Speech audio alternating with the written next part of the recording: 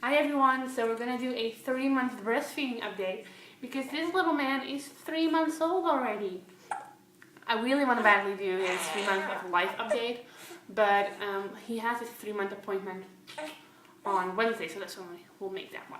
Right now we're just gonna update people on breastfeeding, huh? He's like, yeah, as long as I can stand, because I'm happy that I'm standing. Yeah. Okay, so we've been breastfeeding since like day 3 or something, day 4. And in the beginning we really struggled because of supply issues, latching on issues.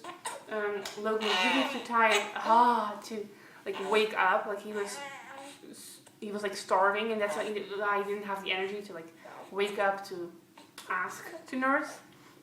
And that kind of like went a lot easier, or became a lot more smoother to breastfeed him. At around 2 months, that's when we really got into a good routine, and my milk supply was really over what he needed, and I had a good freezer stash, and his latch was getting better. So that's what we have been trying to maintain. I'm still on a dump period to help with my milk supply. Oh yeah. I take 2 tablets of 10 milligrams a day, so one in the morning and one in the evening, to help like sustain my supply. Because every single time I try to drop 1 tablet, because you're supposed to like slowly wean it, then my milk supply drops. And right now I'm making just a little over what he needs. And if I drop 1 tablet, I will make like far too less. So I'm not gonna do that. He still is drinking with a nipple shield. I cannot get him off the nipple shield. He just doesn't like it. Like if I don't use a nipple shield, he will just like latch on, latch off, latch on, latch off, latch on, latch off. And it's frustrating for him, and it's so painful for me. So we're not doing it again. I'm just gonna hold him on for a little bit longer before I'm gonna try it again. Because the last time I tried it, I actually got mastitis, and it was really painful, and I got like a huge high fever, and it was just so tiring, huh?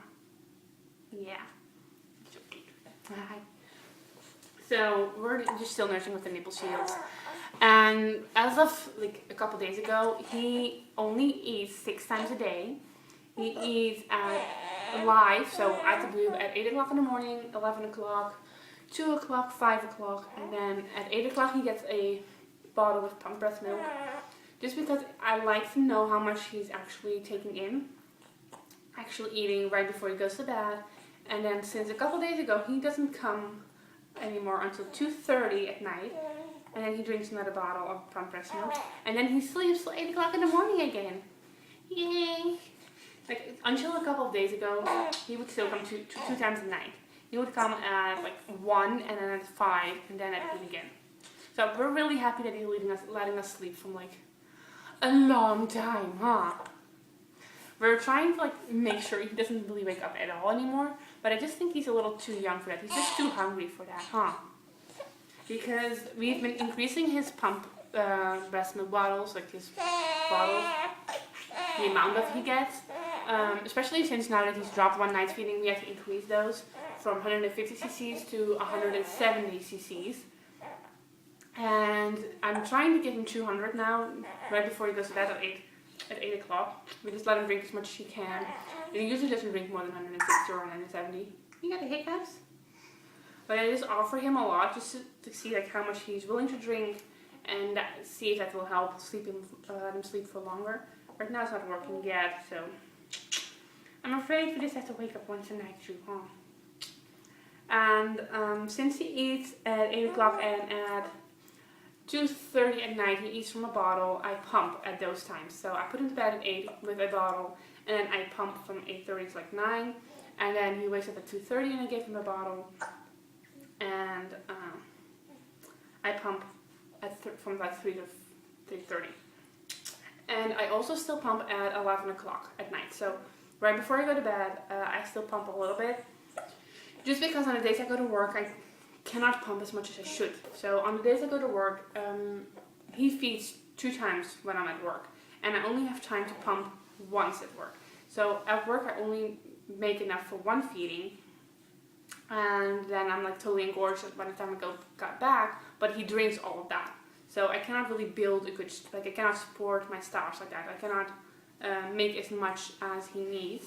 So that's why every single evening at like 10:30 to 11 I pump, just to make sure that my supply stays up and my stash is like more than necessary for this little man to drink when I'm gone. And the exciting thing is this week we actually had to buy bigger bottles because he dropped the night feeding for more than a couple of days in a row, and I was like, okay, that means that he needs to drink more milk than fits into the bottle, because I've been told that a baby should drink 150 cc's times his weight in kilograms every 24 hours. And I'm guessing he's about 6.5 kilos right now, so he's supposed to drink like 6 times 150 plus like 80 cc's, something like that. And he only has 6 feedings, so he should be drinking at least 170, 180 cc's when he gets the bottle. Because obviously I cannot tell how much he drinks. Hey, ladybird. When he's at the boob. So I'm really excited. He only gets 2 bottles every single day. Ooh. And the rest he feeds live. And it's really working well. I really don't have any problems with breastfeeding anymore. I do have some problems with pumping at work. I work in like an activity center for mentally challenged like young adults, and they do not understand the words "do not disturb."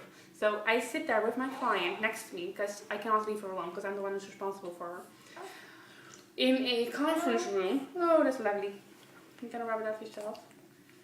And the first like 3 weeks I worked there, I only worked 2 times a day, so the first like 6 times I kept being disturbed. Like I'm only there for like 20 minutes with my client right next to me, and people would keep like walking in to like get their bag or to like ask if I want to drink something, or I don't know. Like it says on the door, "Please do not disturb," and they still come in there, and even like the staff would do that.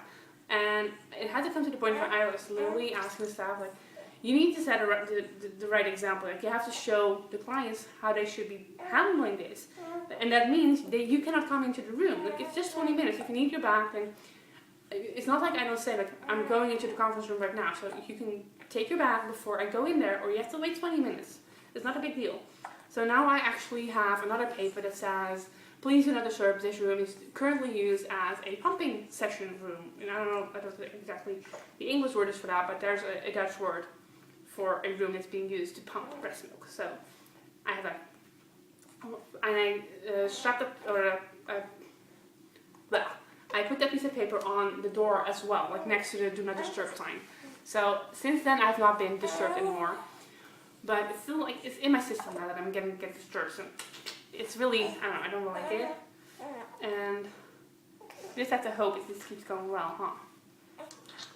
And that's basically it for breastfeeding.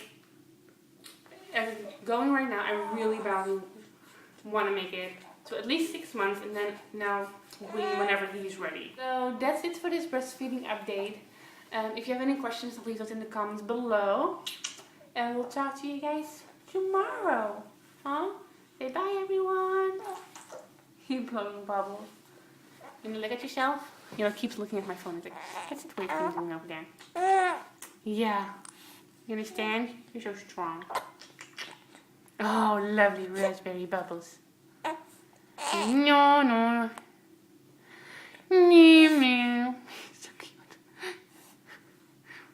What are you looking at? I'm looking at my hiccups. Oh, cutie patootie. I got a cutie patootie right there.